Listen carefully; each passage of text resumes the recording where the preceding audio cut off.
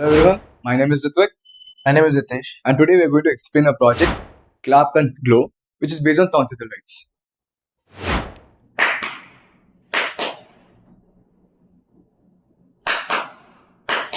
And now I'm going to explain the working principle of sound sensor lights. Sound sensor lights convert the sound energy into electrical energy to the sound sensor, and this electrical energy is used in turning off and off the lights. Now I'm going to briefly explain how the sound sensor works.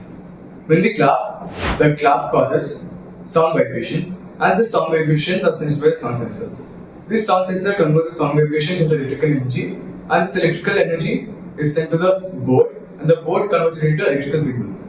This electrical signal itself is too weak to turn off for all the lights.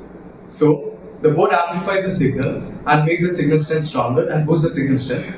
Now, the signal strength is strong enough to turn off for all the lights. The purposes.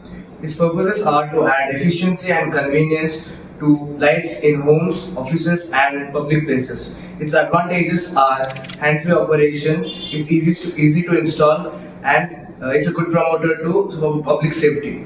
Now, I'll explain the point public safety. Let's state an example.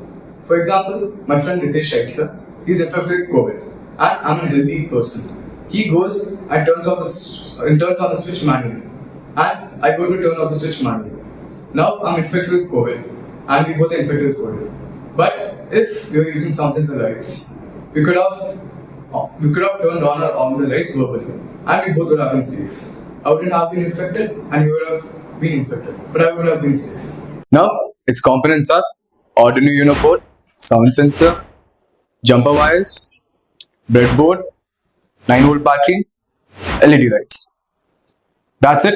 Thank you.